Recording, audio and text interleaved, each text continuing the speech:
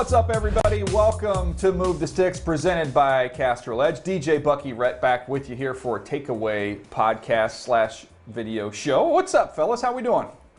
Man, we're good. We had a great night of football. Super Bowl 55 was one of the best Super Bowls that I have seen just from a tactical standpoint.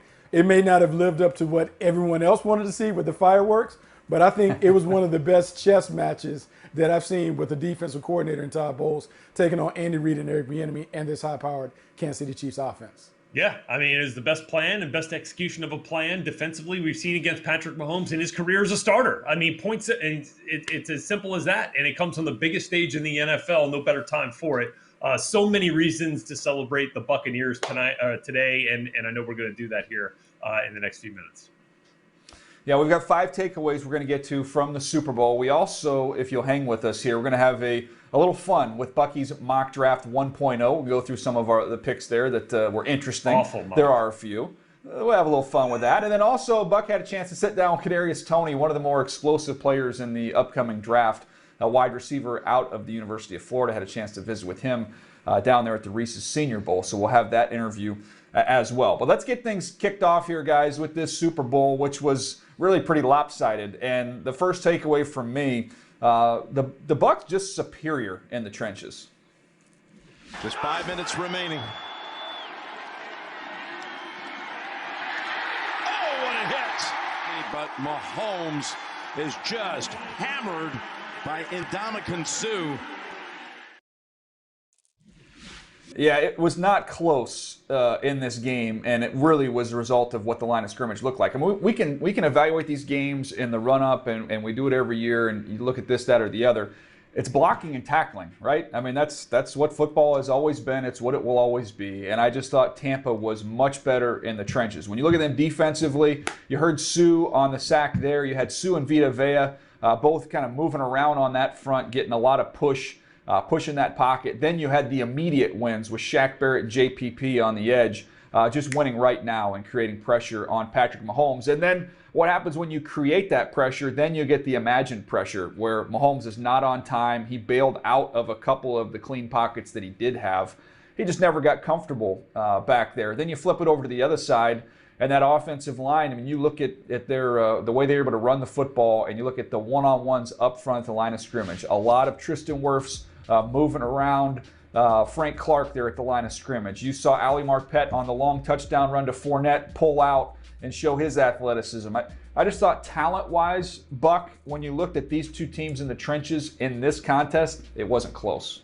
No, it wasn't close. DJ, the playoff football, big-time football, is really big boy football, meaning the bigs determine who wins games. And we talk about it, but we don't really give enough maybe attention to the offense and defensive line play. But in this game, what we saw, the Tampa Bay Buccaneers defensive line absolutely controlled the game.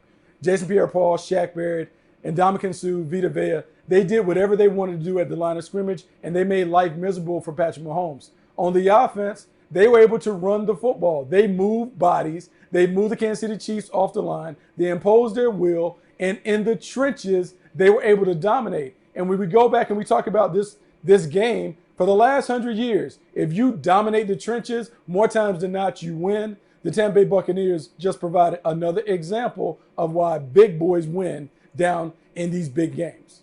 I think oftentimes when we talk about a game of this magnitude and we get 2 weeks to do it like we do for the Super Bowl, so many of these matchups that we say, man, these are going to be so big, end up, maybe not mattering as much. But, I mean, I think all three of us realize that the matchup of this game is going to be those tackles for the Kansas City Chiefs on offense, trying to slow down and match up with the rush of the Tampa Bay Bucs. And that was the biggest matchup of this game. And you got to think about the injury to Eric Fisher. It affected 3 spots. Yes, it affected the left tackle, but it affected the right tackle because Rimmers moved from right to left. It affected the right guard because you had to get Wisniewski in for Wiley, who moved over to right tackle from right guard to replace Rimmers, who was replacing Fisher. I mean, this was a depleted Chiefs offensive line. It's not an excuse. These are all NFL players, but it was clear that the Bucs had that edge, and they played like it and executed like it on Sunday. And if we're talking about the offensive line in the trenches as well for the Bucs winning, I mean, if we're talking about top right tackles in all of the NFL, it's not going to take too long to mention Tristan Wirfs' name. Yeah, he's been phenomenal. Really a great year, a great class of offensive tackles in last year's draft, and Tristan Wirfs was the best of that bunch. And we're going to see another influx of talent at the position this year because if you watch this game, you better load up on the trenches. That's pretty obvious. What you got here, Buck? What's takeaway number 2? My second takeaway is there's no such thing as too much talent. Here's the snap out of the gun. Play action fake. Pass to Gronkowski. He's going to score a touchdown. Touchdown Tampa Bay. Holy Gronkaboli. He breaks the record. He's got his 23rd touchdown in the postseason from Tom Brady. Brady to Gronkowski for the 23rd time in the postseason.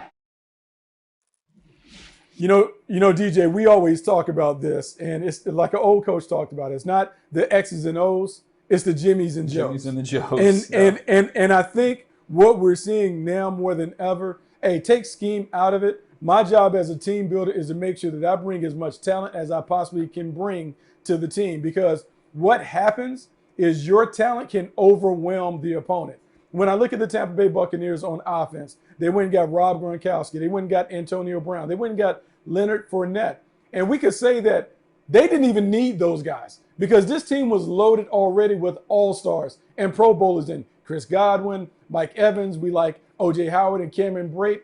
But it didn't stop the Buccaneers for adding pieces to the puzzle. And when you think about who they eventually were going to have to knock off in the Super Bowl, they wanted to be prepared to win a shootout against the Kansas City Chiefs, the highest, most explosive offense in football.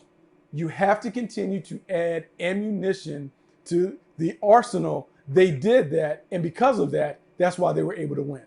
Yeah, and DJ, I know we talked about it on our aftermath production meeting. You better have some speed, right? And the Bucs have gone about it in a lot of different ways on the back end. They just kept shooting their shot, trying to get the right DBs to be an effective secondary. Felt like they found that mix, this year, adding Antoine Winfield. And then you go back and you take a Devin White, at linebacker last year at a position that's maybe a little bit more marginalized than others on the defensive side of the ball. And as you're looking at team building anyway, and man, was his speed on display. You'll see that on the aftermath on NFL Network at 3 o'clock Eastern time later today, DJ, with one of your XOs. So, yeah, I thought the Bucs did a great job assembling a talented roster. Yeah, and you touched on it a little bit there, Rhett, but I think in personnel, sometimes we can have the positions in their hierarchy, right? And we talk about, well, you can't take a running back in the first round. That's not smart. You can't take a wide receiver early because you can find wide receivers anywhere. Off the ball linebackers. If you're going to take a linebacker in the top 10, he's got to be able to rush the quarterback. Yeah. Run stuffing defensive tackles. Those are dinosaurs. They don't really matter anymore. But I think Jason Light and the Bucs were smart in that they said these are premier players. So I'm not going to take a lesser player at corner or edge rusher in the draft and bypass what I think is an elite premier player at linebacker, at wide receiver, or at defensive tackle. I think that was smart. And I think, Buck, we can talk about, I do believe there's an importance of position. Like we can talk about tackles and edge rushers and corners and quarterbacks, obviously. But that's for when things are close. When you have Devin White, who's ranked up here, you do not pass Devin White to take maybe a corner who you have ranked down there. Right. DJ, I think this is a great lesson for all of us, a reminder. Man, if you pick talented players, you have a really talented team. And even though we get pigeonholed into thinking about certain positions having more value than others, I think it's really simple. If we were going out to the park and Devin White is out there and he's running around and he looks better than everybody else, I want him on my team. And so Jason Light deserves credit because we will talk about it ad nauseum. Look at the collection of talent, the number of first-round picks that they have on this team. You and I had a call off air where you just talk about the number ones that are on this team. Man, when you start bringing in these blue-chip players, ultimately you can have a blue-chip team if the pieces of the puzzle fit together correctly. They fit. And I just think this was an example of what you can do when you have a lot of talent. And guys, that leads me right into my takeaway from this game. Our third takeaway here following Super Bowl 55, which was the Bucs' pursuit of greatness at all levels in that organization paid off on Sunday. And so, like, I'm going to take it. I think you also got to start at the ownership level because, there were some lean years during Jason Light's tenure as general manager through the Lovie Smith era, the Dirk Cutter era, and then, giving him the patience to build this team the right way. And then finally, once you felt like you got close, they were able to make these last few moves. And that's where they deserve a ton of credit, right? I mean, they say, look, we've got some talent here. We need the field general in the elite player at the quarterback position. It did not work with Jameis Winston. Let's recognize that was not the play for us. It's not the play moving forward. Let's go find a guy that is. Of course, Tom Brady becomes available. Players like that never become available. We get it. That's a once-in-a-lifetime kind of thing. But they made it happen, right? They made it happen. And then once they got Brady, they continued that pursuit of greatness that it was going to require to find themselves on the ultimate stage. Antonio Brown, later in the season as a pickup. Leonard Fournette, after getting waived by the Jaguars, it all paid off on that night. And then again, we talk about, I've talked about it a couple of times. They swung and missed on a few DBs, in the last 5 or 6 years in the draft, but man, they kept swinging. Sean Murphy-Bunting paid off. Antoine Winfield Jr. this past year as a rookie paid off in a huge way. And so I think that they deserve a lot of credit in that front office, that evaluation, those evaluators up there and the personnel guys, a ton of credit there. And how about Bruce Arians? Coming back from retirement to continue his pursuit. Doesn't matter, how long it takes you to get that opportunity to be a head coach in the Super Bowl. But what do you do once you're there? Well, we saw it. And we saw the way he's empowered other coaches and coordinators on his staff. And so that pursuit of greatness, regardless of what that staff looks like, I thought is to be absolutely commended from Bruce Arians. And then, from the players and Tom Brady.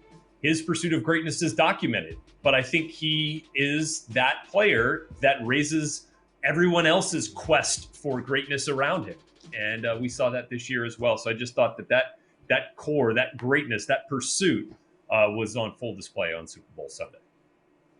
Red, I want to talk about Tom Brady and what Tom Brady brought. I know a lot of people will talk about his skills.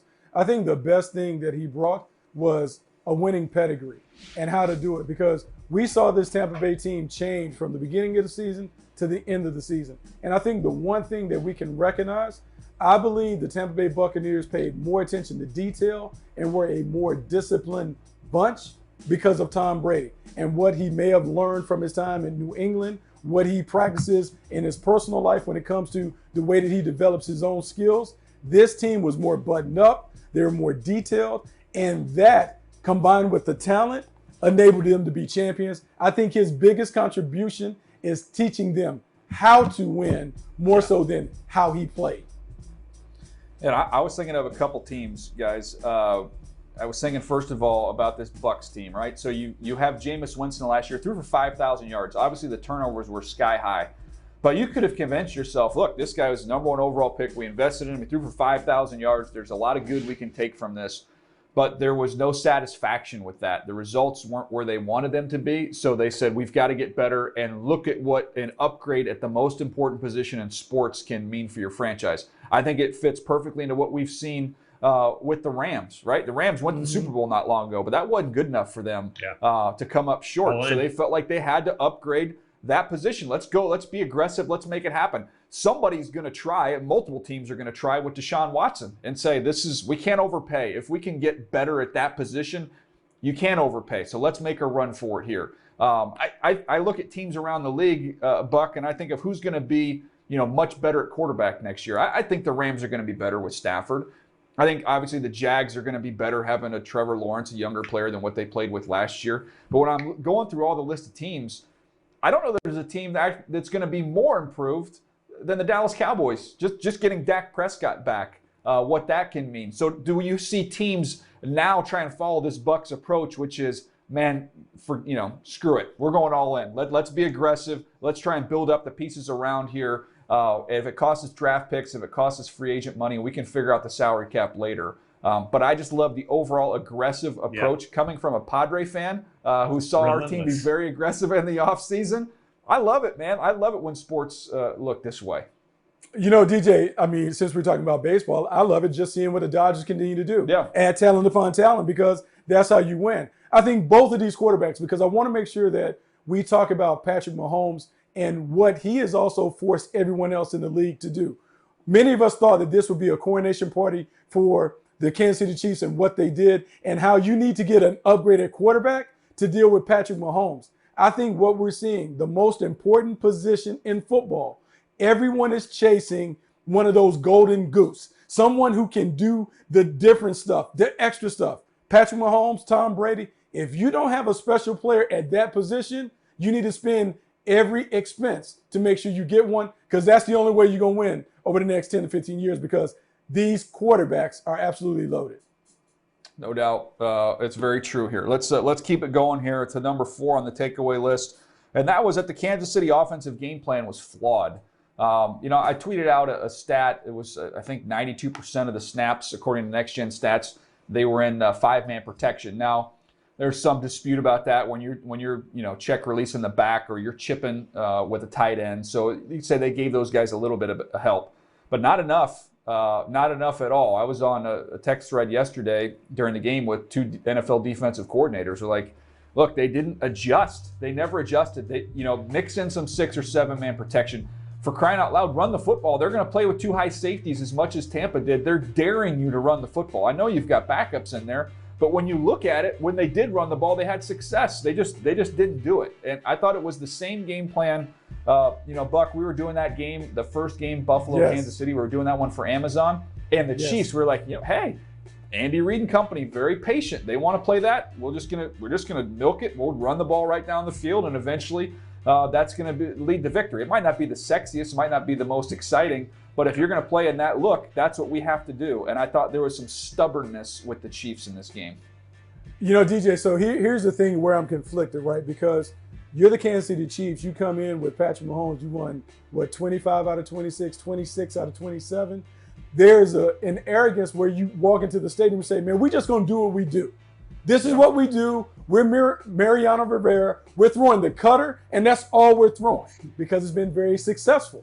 Now, the problem is they started knocking the cutter out, and you didn't go to anything else. And I think this is going to be a defining moment for the Kansas City Chiefs, much like the Super Bowl that we saw with the Patriots and the Rams, altered everything for the Rams because the Rams offense hasn't been the same since they saw that Patriots defense, and the world took a look at that blueprint and started copying it. What will the Kansas City Chiefs do from here when everybody is going to put 2 safeties in the parking lot and they're going to say, we don't think you're patient enough to beat us with the running game and the dink and dunk approach. This will be an offseason where the Kansas City Chiefs have to add something to what they do because everyone is going to see how teams have slowed them down and copy it and steal it. Yeah, and I think, look, getting healthier on their offensive line is going to help a whole bunch. And, being more committed to the run game, which I know you're going to get into here in a little bit, Bucky. But I think you guys are right. I think that there was, and I don't know if it was arrogance, but there was a certain confidence in your game plan, in your philosophy to win games this year and to win games as long as Andy Reid and Patrick Mahomes have been together and to overcome deficits. And this is how we've done it in the past. This is how we've done it. Well, when you're facing a team that's defending you, I don't want to say unlike any other team has, but as effectively as any other team has, there was a too slow of a thought process to figure it out. And that certainly hurt him in this game. And I'll get to you, Buck, with your last takeaway on this, just to wrap this whole thing up. This was not Todd Bowles did a wonderful job with with how they maneuvered some of their rush up front. I thought, corners and mixing and matching, but really mostly bringing 4 guys.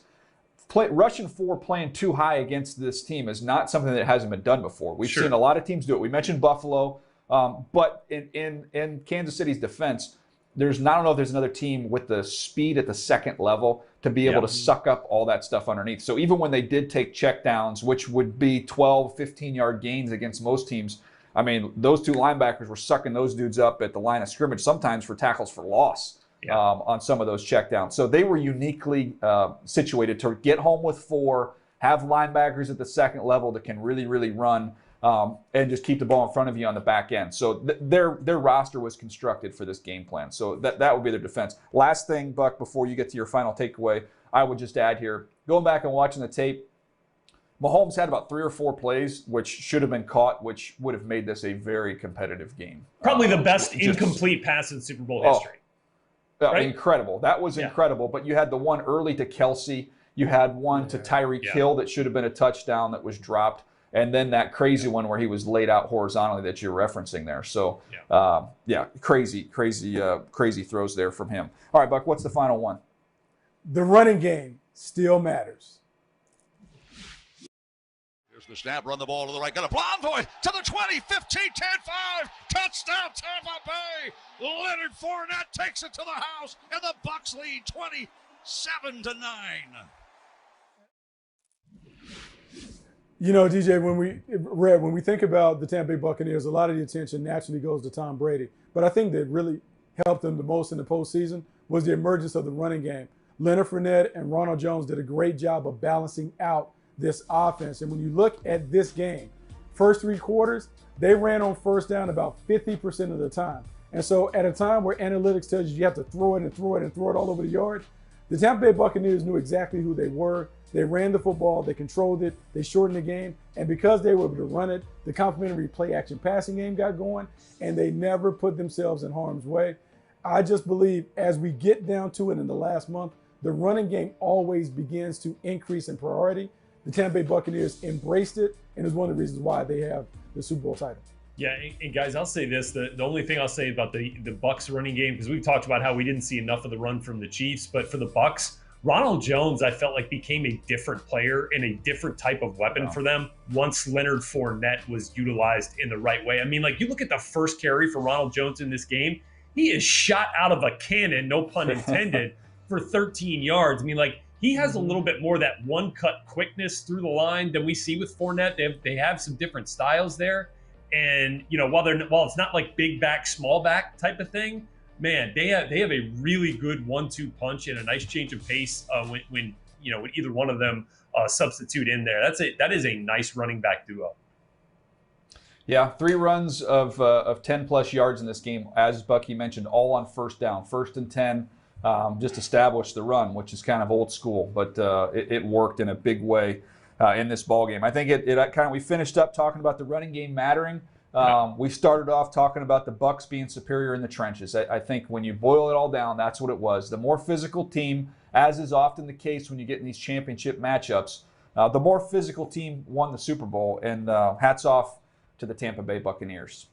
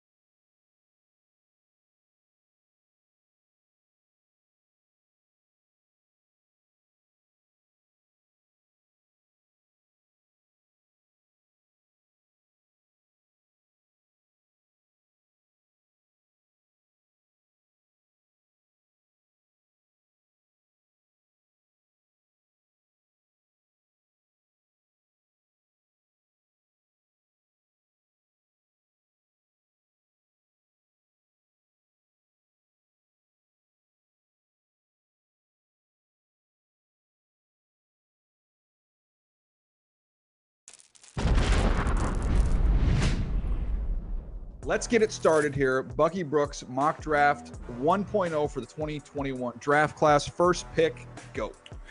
Jacksonville Jaguars select Trevor Lawrence, quarterback from Clemson. On second and goal, Lawrence keeps it, tries to get the edge, chased by Browning, dive, touchdown Tigers. I think this is a no-brainer.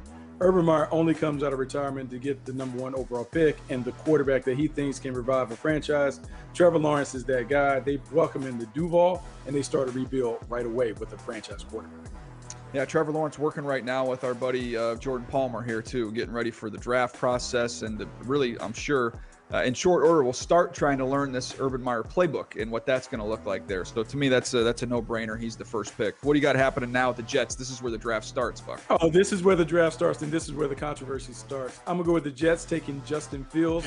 Drops back, has a man wide open. It's Rucker, 2 touchdowns. And I think this is going to be really the major debate that we have the entire pre-draft process. Is it Justin Fields? Is it Zach Wilson? In this scenario, I'm just saying Joe Douglas, Robert Saleh, maybe they want to build a little bit of a new school offense with some of the stuff that they're bringing over from San Francisco. Maybe they opt for the athlete, Justin Fields, over Zach Wilson. But, man, it's going to be a hot and heavy discussion the entire process. Yeah, it's where the draft starts. And what does that mean? I mean, do they have to try and look at Sam Darnold and compare him to these quarterbacks in the draft? If they can't get something that they love for Sam Darnold in terms of draft pick compensation, I could see them sticking with Sam Darnold and let him play for one more year while also having somebody like a Justin Fields ready to go. So it gives you another year to evaluate Sam Darnold. Maybe that stock goes up and you have a decision to make. But a lot of different ways the Jets can go. All right, how about number 3, Buck? Man, the Miami Dolphins have a tough choice to make because they need to add a weapon to Tua Tagovailoa. I'm going to go with Jamar Chase, wide receiver from LSU. And I know out of sight, out of mind, it's easy to forget about him. Burrow throws over the top, and he's got it. Touchdown, Jamar Chase. But when you turn on the tape, man, you see a dominant player. The size, to me, is why you lean for him over some of the other options at 3. I think being able to put Jamar Chase on the field opposite Devontae Parker, and then you have 2 bigger body wide receivers that can take it down the field. I think this helps Tua Tagovailoa become the player that we thought he would become last year when he was selected. Yeah, run after catch, too, what he gives you. If you're going to have 2 as your quarterback, you need guys that can really make magic happen. He's going to get the ball out quick, a lot of slants, a lot of quick hitters. What can you do after the catch? I love Jamar Chase. All right, keep it rolling. The Atlanta Falcons, Zach Wilson, quarterback from BYU. Matt Ryan is going to be there for 2021, but it's time to get the heir apparent. In Zach Wilson, you get a guy with more firepower, more athleticism to step into this offense when it's all ready to go with Arthur Smith. And Arthur Smith's experience dealing with an athletic quarterback, first in Marcus Mariota, but second in Ryan Tannehill, I think that enables him to get the best out of Zach Wilson. I think Zach Wilson could be a star down the road in Atlanta. I give you a year or 2 to bulk up a little bit. I think he finished the year at 211 last year at BYU. I see if he get to that 217, 218 type range, just put a little bit more on his body. Durability, my only concern with this dude, man. He can sling it. All right, how about 5? The Cincinnati Bengals, let's go with Penei Sewell, offensive tackle from Oregon. And this is one where I think the Cincinnati Bengals are a team that traditionally sticks to the board. Whatever you've heard about top prospects throughout the offseason, they tend to go with. Penei Sewell has been talked about for a year and a half as being a top offensive tackle. Given the injury to Joe Burrow, I think they lean towards the offensive tackle, and I think Sewell is their pick. Huge upside, absolutely huge upside. And you think about the Cincinnati Bengals going back to the previous generation, think about Anthony Munoz and what he brought to the table. I don't think he's in that class, Buck, but you're hoping he develops to get somewhere close to that to protect Joe Burrow going forward. All right, this is an interesting one here. How about the Philadelphia Eagles? All right, so the Philadelphia Eagles are all in. They want to revive and resuscitate Carson Wentz's career. So let's do it by adding more weapons. And contrary to popular belief, it's not a wide receiver, but how about a pass catcher in Kyle Pitts from Florida? Trask downfield, and with that, here is Pitts. Run, young man, run. Touchdown, Gators. The reason it's a surprise is because, well, what don't they already have tight ends? They have Dallas Goedert. He's ready to take over for Zach Ertz if he leaves. But, man, Kyle Pitts is a playmaker, and I think he is one of those guys that you just figured out. You take him, whether he's your hybrid wide receiver or tight end, he just makes the game easy because all the things you need to do over the middle of the field, He can do it. I think you see Carson Wentz improve because now he's throwing it inside the numbers instead of pushing it outside the numbers. Yeah, it's going to be fascinating to see what happens at the quarterback position. I mean, we're thinking that Carson Wentz is back. I don't think anything's guaranteed.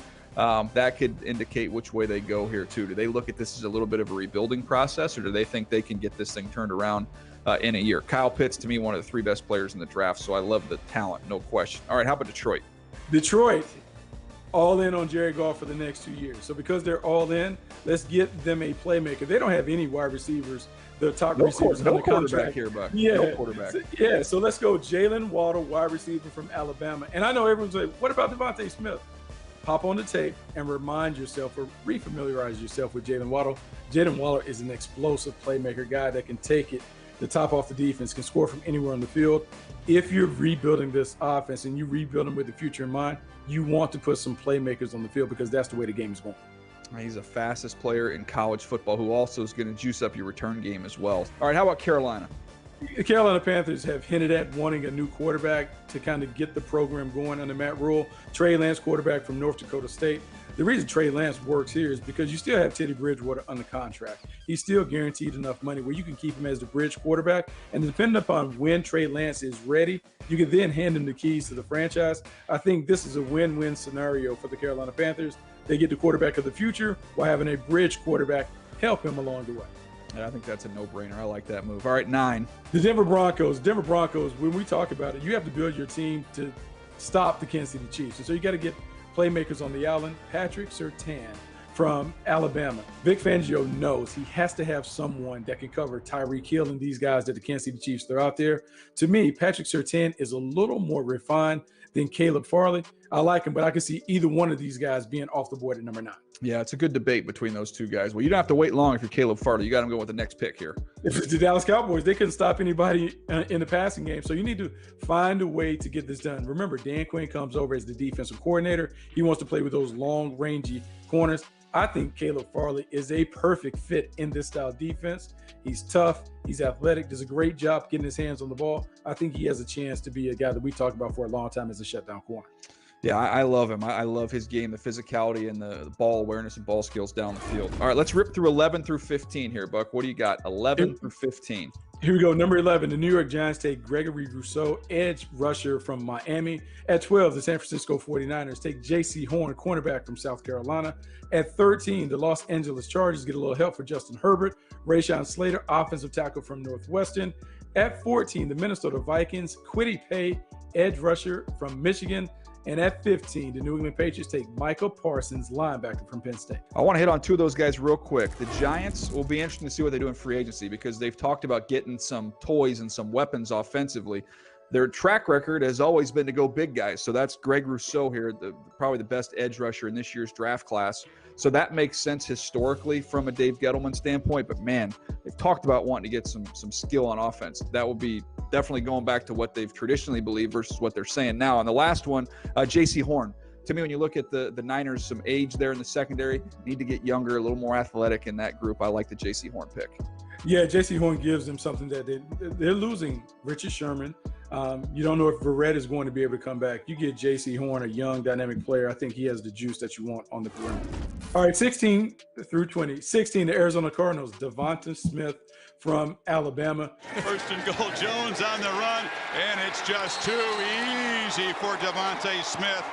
This is what you need. If you're those guys, you have to kind of figure out a way to get it done. At 17, Las Vegas Raiders, Jeremiah Owusu-Koramoah, linebacker from Notre Dame. At 18, Najee Harris, running back from Alabama.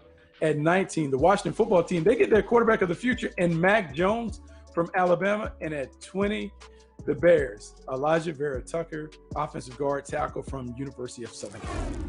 Yeah, a couple of those picks are interesting to me. Devonta Smith dropping a little bit, but we've talked about that with the frame. That could cause him to slide a little bit. Man, talk about having a receiving core there in Arizona. Goodness gracious, that'd be fun to watch. And then the other one I think is fascinating is just Mac Jones going to Washington. I'm curious to see where he ultimately ends up. I have him kind of more in that second round, Buck. But, man, accurate, efficient, great decision maker. You love the work ethic. All the intangibles are off the charts. The question is just, is there enough? Is there enough juice, in his arm and in his legs to warrant that? Yeah, I think this is like the safe pick. When you talk about Ron Rivera and what they want to do in Washington with their franchise, they want guys that are cultural fits. And Mac Jones, his work ethic, his intangibles, he's all those things that they talk about. And also, just know this. I mean, the Washington football team, they love Alabama players. They haven't turned down an Alabama player when they've had a chance. I think Mac Jones becomes the next point. Alabama player to come off the board in the first round for the Washington. All right, that's a good point there, Buck. All right, let's go 21 through 25. Indianapolis Colts, Christian Darrisaw, offensive tackle from Virginia Tech. 22, the Tennessee Titans, Azeez Ojulari, edge rusher from Georgia. At 23, New York Jets take Travis Etienne, running back from Clemson. 24, the Pittsburgh Steelers, Nick Bolton, linebacker from Missouri. And at 25, the Jacksonville Jaguars, Christian Barmore, defensive tackle from Alabama. I like what you did here. Darrisaw to the Colts makes sense. You lose your left tackle to retirement. With Costanzo, you go ahead and replace him right here with the 21st pick. They do that with Christian Darrisaw. All right, how about 26 through 30? 26, the Cleveland Browns take Xavier Collins, linebacker from Tulsa. 27, the Baltimore Ravens take one of the, I think he's underrated, Jalen Phillips, defensive lineman from Miami. He is someone that I am fascinated by. I can't wait to talk about him. 28, the New Orleans Saints take Trevor Morrick, safety from TCU. At 29, the Green Bay Packers take Jalen Mayfield, offensive lineman from Michigan. And at 30, the Buffalo Bills take Carlos Boogie Basham, edge rusher from Wake Forest. Yeah, and I think Jalen Mayfield can play right tackle for the Packers. I think he'd also slide inside and play some guard. They have a really good offensive line, especially when they get Bakhtiari back, get him healthy. But continuing to add to that group, I'm all in on that one. I think he's a really, really good football player. Well, Buck, that leaves us with just 2 picks left here. We've got 31 and 32. What do you got? 31, the Kansas City Chiefs take Kadarius Toney, wide receiver from Florida. And at 32, the Tampa Bay Buccaneers, Joseph Asai, edge rusher from the University of Texas. Yeah, the Bucs coming off a Super Bowl win, get themselves an edge rusher there out of Texas. But I want to go to Kansas City. I love that pick for them. Kadarius Toney, even more firepower. Somebody that if you can get creative offensively with the Chiefs are as good as anybody at doing that. Use him in the slot, use him outside, throw him in the backfield if you want. He'd be great there with Andy Reid and Eric Bieniemy.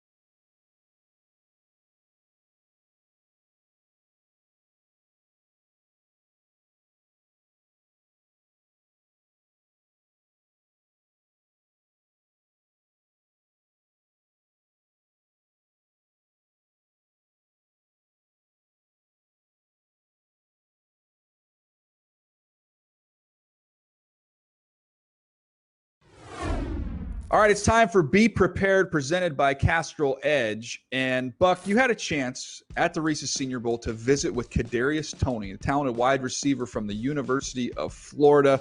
I thought was the highest rated player going into the Reese's Senior Bowl. Had a fantastic week. You had a chance to catch up with the talented Gator. Over to the wide open first down and then some. Toney still on the move. The turbo kicking in. Toney TNT. Touchdown Gators. Join the Move Six podcast, man. We're so excited to have on Florida standout wide receiver Kadarius Toney. How you doing, KT? I'm good. What about you guys? Man, it is all good. Just, in thinking about your journey, making it all the way from high school to going through college to now you're in the midst of the NFL draft process. What has it been like for you? It's been kind of a crazy journey to really see that the work that I put in really paying off, and I'm getting an opportunity that I never received before. You know what I'm saying? Recognition that I feel like I deserve, but I never been a bragger. I always been a humble person, so it's like it's kind of mixed feelings. You know what I'm saying? Yeah, I can understand that. Now, you had an opportunity to play on a big stage at UF, the Gators, and you guys have been known to produce like big time wide receivers. What was that experience like, particularly after Dan Mullen got there? Honestly, the experience was pretty cool. It was pretty neat. Just accepting the coaching and I guess embarking on a new journey with accepting a new head coach, you could say. Because I started with Jim McElwain and that staff, and the transition with Mullen and the culture that they brought in, and I guess you could say the foot that they put forward. It was kind of a neat experience to really be a part of. And everybody, when they have an opportunity to watch you play, man, just so much juice, like so much explosiveness, terrific in terms of like the way that you run with the ball in your hands. Like when you think about your game, what is the best part of the game? Honestly, playmaking. I feel like just getting the ball in my hand, just explosiveness and being able to create plays when no one else can or when we need them most, honestly. The quarterback Trask backing up and throws for an open receiver caught. Kadarius Toney with a touchdown. It's funny because you talk about playmaking. It seems like the NFL is shifting to more playmakers as opposed to just pure receivers. You're seeing guys like Deebo Samuel, Brandon Ayuk, guys that are terrific with the ball in their hands. Who are some of the guys in the NFL that you pattern your game after? I say Kamara. Most people say Tyreek Hill because of speed and his electric ability to make plays and stuff. But I say Kamara because his balance and the way he's agile and in and out of cuts and stuff like that. I feel like that's I kind of similar to my game to him. See, I know it goes deeper than just the way that Kamara plays, because I know Kamara also dabbles in the music game. Talk a little bit about you, because I know you get down. I know you have bars and all that other stuff. Talk about your passion for music and how it's been a positive influence on your life. Honestly, my passion for music was always there, like in adolescence, just playing around with music. But I started taking it like serious, like the past couple of years, to really, like, I guess you could say, keep my nose clean or stay out of trouble or whatever you want to call it. But I mean, I feel like it's another way to keep me balanced in a way. Because I feel like if you have all your eggs in one basket, you're never gonna always be successful through like stuff like that. Okay, so now we're gonna talk about you, because we always understand like what you can do as an athlete, but we talk about this music thing. We've had a handful of athletes that have cut albums, have been successful. We've seen Shaq back in the day, like that's before you, Shaq. I think he might have had a platinum album that came out. We've seen Kobe, the late Kobe Bryant, dabbled in it. Right now, I think Dame Lillard is the guy that's pretty hot in terms of doing it. And so if we could think about where you would eventually like to stack up as a musician, like are we trying to be like a real legitimate respected rapper? Is it just something that you do for fun? Basically I do it for fun, but if those come with it, I'm willing to accept that. Honestly, I'm not shy. I'm not gonna shy away from that. Well, there's nothing wrong with that. I think the music ambitions are terrific, but obviously keeping the main thing, you're here, you're on this platform because you have an opportunity to be a special player in the league. What are some of the things that you're working on from the time you finished up at Florida until we get to the draft to make yourself a better player? Honestly, I've been trying to work on my route running ability. I guess like you could say like film habits, taking the coaching from the NFL coaches, like different things I can work on, like different things I can pick up from those guys and take with me, honestly. So the only thing that we're going to have left along the journey is you're going to have your pro day and those things. What would you like to show scouts when you have an opportunity to get in front of them one last time in your pro day? What would you like to show off? I honestly want to just show them what I'm made of, like what I can all do. Honestly, like my vertical, how fast I can run, how fast I get in and out of break, how well my hands is, how well I focus, and that I'm a dog. Honestly. Well, man, we appreciate the dog nature in you, because when I watch you play, you're such a relentless competitor. I'm wishing you the best of luck on your journey. Thanks so much for joining the Move to Six podcast. Thank you. All right, Buck, what was your impression getting a chance to visit with him? I really liked him. I really liked the kid, and I think he's matured the right way during his time in Florida. Very competitive player, and I think you saw that competitiveness come out when we had a chance to watch him at the Senior Bowl. I'm excited to watch him as a pro, because he's one of the guys that has that stop-start quickness, that explosive acceleration that you see on vertical routes. He can do a lot. I think people looking for a catch-and-run specialist, he's one of the best in the draft this year. Yeah, he came into the week as my highest rated player at the Reese's Senior Bowl. Receiver-wise, I have it Jamar Chase, Devontae Smith, Jalen Waddle, then Kadarius Toney. So I have him as the fourth wide receiver overall in the draft class. He dropped a couple balls in practice. Unfortunately, got a little bit nicked up, couldn't play in the game. But, man, the dynamic change of direction, the stop-start quickness, as you were talking about, it's pretty elite. There's some, in terms of the stop-start stuff, a little Chad Johnson, with just how violently he can get in and out. Yeah, it's uncommon to find someone who can go that fast and put their feet in the ground and get back out and redirect. He has some special qualities. I would love to see him get with a really creative offensive mind with a really good wide receiver coach and really see his game go from what I think is already pretty good to great at the next level. Yeah, and I could see him like somebody like Tyreek Hill, who early on in his career making that impact on special teams, then growing and evolving as a receiver, developing. I think you could see the same thing with him. He doesn't have that type of top speed that Tyreek Hill has, but he can make a big-time impact on special teams. And as he's developing, flipping him a bubble screen, putting him in the backfield, just getting the ball in his hands as he continues to develop as a route runner.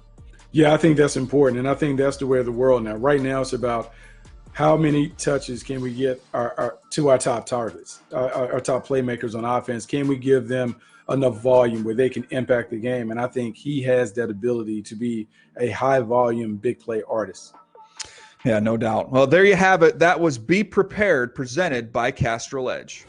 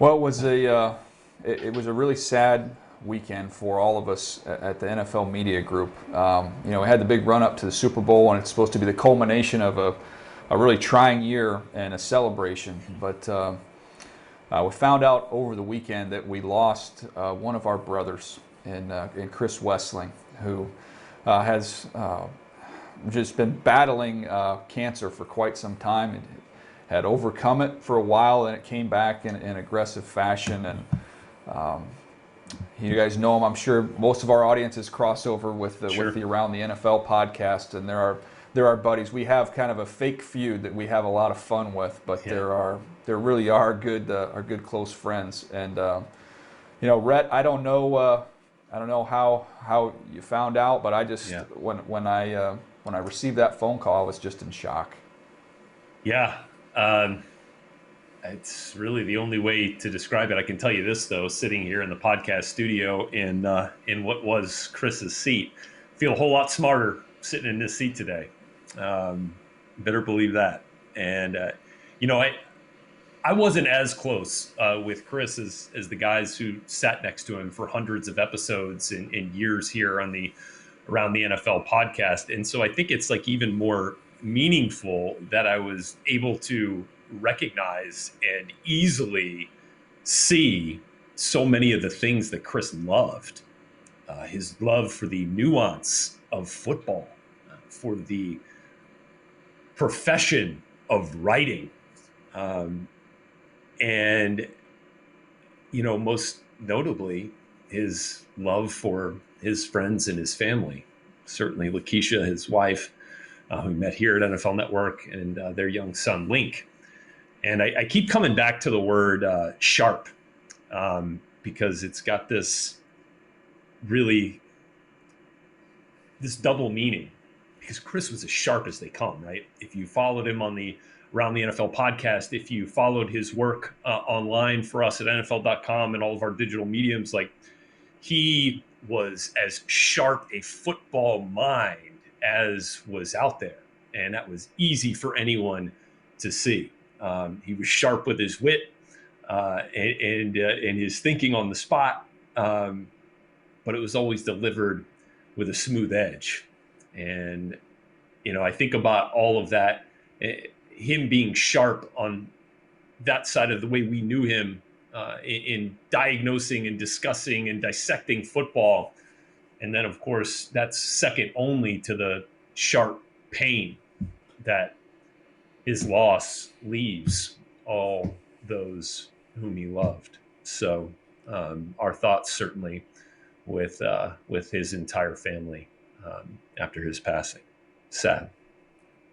Yeah, very sad, because in this business, man, you remember those people who are good to you, those people who set great examples for you and those that come behind you. And I would like to say that Chris Wessling certainly did that for me. Having watched him up close and from afar, you have a tremendous amount of appreciation for the way that he went about his business. Red, you talked about his embracing of the nuance of football and the things that he has been able to write, going really up under the hood to talk about some of the history of the game and some of the innovations of the game and the way that he was able to do those things. And then I think about, watching how he got along with everybody, being a part of the softball team and the people that he brought together. And obviously his family, his wife, Lakeisha, and their young son, Link, and, what was ahead for them. And so a lot of times during these moments, like, we're really, really sad, but I think it's a time to really celebrate all of the good that Wes showed us. And if we can be better for it in terms of just treating those around us nice, helping others, and just trying to bring everybody together to make it a very inclusive process as we go about walking through life, I think Chris will smile upon us and we will be blessed for that. A great man, a terrific person, and I think we all are blessed to have had our time with him while he was on this earth. Yeah, I think there's a lot of things that we could use more of in the world, and I think gentleness is one of them. And I would use that word to describe Wes, he was just a gentle man. He really was. And I have a couple stories. I got to know Wes over the last several years, and we became friends. We weren't nearly as close as his buddies there at around the NFL and with Erica and Colleen and others. And we're thinking and praying for all of them, as well as Lakeisha and Link during this time. But just a couple stories about my interactions with Wes, just kind of tell you a little bit about him. I would stay up during Path to the Draft in previous years before all the home cam stuff started. I would stay up in LA a couple nights a week. And Wes kind of knew that I was doing that, and so he asked, like, "Hey, where do you eat when you come up there?" I said, "I usually just eat in the hotel. I'm like an old scout. Like, we just get the easy food. You get back in your room and you watch tape. That's what you do." And he's like, "Do you like hamburgers?" I'm like, I love hamburgers. He's like, "There's a great hamburger place not far from where you're staying, and I'm gonna mess up the name of it, but I think it's Hanana Burger or whatever. It's like a little dive bar." So he's like, "I'll meet you there." So he met me there. We sat and had a hamburger and sat out there and hung out for the evening there, and we just talked football. We just had, it was so much fun. He's so passionate. You could feel his passion through the podcast. You can feel it through his writing, but just that was a fun night. Just getting a chance to talk ball with him, and he's so easy to conversate with, as everybody knows. So that was one of them, and the other one was Lakeisha is a huge Cardinals fan, a huge St. Louis Cardinals fan. So the Cardinals are going to be playing the Padres down in San Diego. My folks have had season tickets, and you can see the picture right there with our buddy Tara Deeker. She was there with them and came down with them. I had a couple of my kids with me, so we sat in some other seats. But we went and met up and took this picture, and I was joking with Wes. I'm like, so it was a blistering hot day. I mean, like, we just got fried, and the seats are right in the sun. And so I'm like, "Wes, dude, you are getting fried. The top of your head is fried." And he's like, "I'm not even a Cardinals fan. I'm a Reds fan." Like, we started talking about the Reds. The Padres weren't any good that year, but he knew Lakeisha loved the Cardinals. So he's going to make a fun day of it. So they had a great trip down there at Petco watching the game, and we talked about Eric Davis and Tony Gwynn, and we had a great conversation there. But a sweetheart of a man. Someone that is going to be missed. To say it, I don't know any other way to say it, but Wes, we love you, we miss you, and Lakeisha and Link, anything you guys need, the line is very long of us who will be there to help you. So we love you guys. Here's a little bit more on our friend Chris Wessling. My name is Dan Hansis, joined in a room filled with heroes: Mark Sessler, Chris Wessling, Greg Rosenthal with the Pocket Square. What is up, boys? Hey, Dan. Hey, Dan. Hey, Dan. Hey, Dan. Hey, Dan. It is the game of both skill and valor, also known as Win Wes's Toaster.